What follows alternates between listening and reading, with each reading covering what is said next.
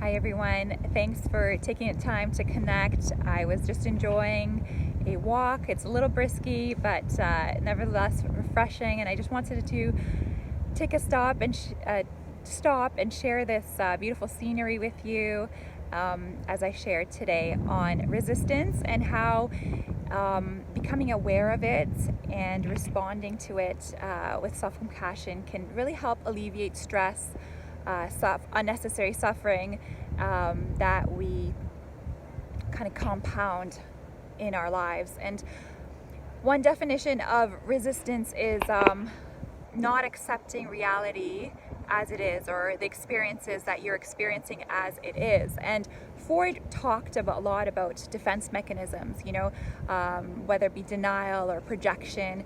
Sometimes in life, when you're experiencing trauma or really difficult circumstances, resistance can really actually help you survive, by maybe just providing some temporary safety with shutting off some emotions and being able to accept certain really difficult realities just in order to function.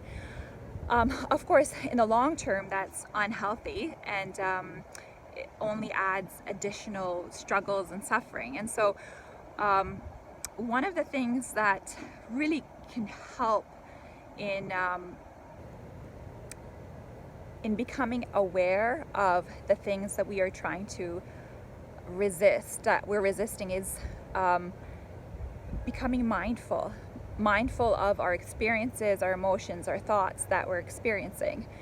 And in doing so, instead of becoming more distracted or shutting it off or becoming more angry, if we can find means, which I've shared in a number of videos, to respond to ourselves with self-compassion, whether it be and acknowledge the reality of what we are experiencing that is difficult, whether it be the difficulty of being in a pandemic, of certain relationships, whether isolation, stress in the workplace, feelings of unworthiness, fear,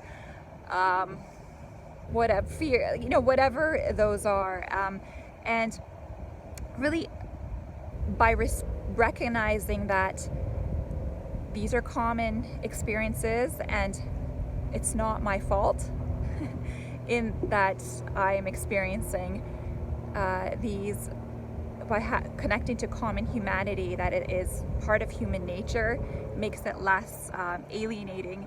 And thirdly, by responding to it with kindness, whether it be just simply acknowledging it, as I mentioned, like, ow, that hurts, oh, that's difficult, or like you would to a loving friend, or simply, I'm gonna just change hands, my hands are freezing, or providing comforting words, like, yeah, this is really difficult and you'll get through it. That in itself allows you to deal with the reality of your circumstances in a way that is with more warmth and comfort, which is something that we all need. Ever since we're born, we need that comfort and soothing and support of a loving parent, for example. Even in therapy, and in counseling, one of the most therapeutic elements of the therapeutic relationship is warmth. Carl Rogers talks about that, and empathy and positive regard. And so those are elements that, even that it may be missing in certain relationships, or even there, that relationship with yourself, it becomes really important to incorporate that into a friendship, and that provides comfort in the struggles and challenges of everyday living that we all experience, no matter who we are, how grand, what our social status is, our circumstances. We all have this mortal body and this life that we have to go through. And so one of the reasons why people sometimes have a difficulty responding to themselves with self-compassion and becoming aware of their struggles is that, well, when you provide yourself with kindness and love, sometimes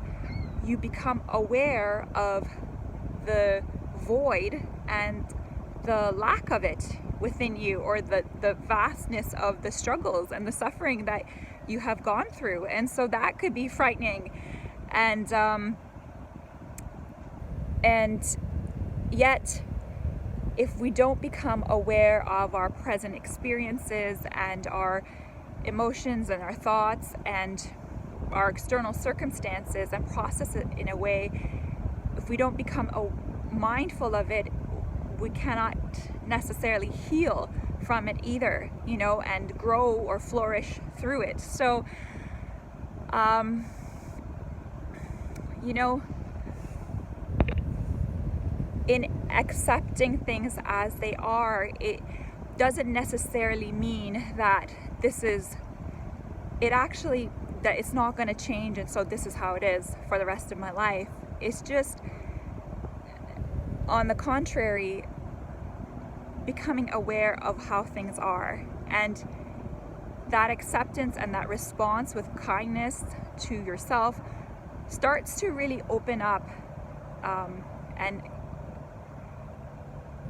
create shifts, even if it means alleviating pain and some of the suffering that resistance creates by creating more pain. And so when it comes to things like social justice, you know, denying its existence, or some of the injustices that are out there, it might be a temporary defense until you can start to acknowledge and become aware of the reality of some of these circumstances.